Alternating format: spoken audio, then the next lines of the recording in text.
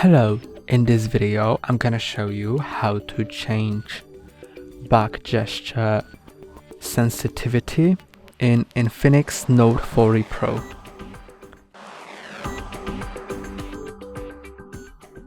The back gesture is the gesture sliding from the right or left of your screen.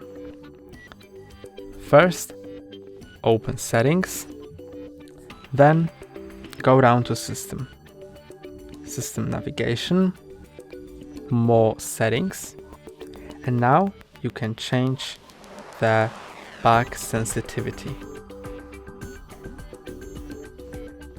And that's all for today. Don't forget to like and subscribe. See you next time.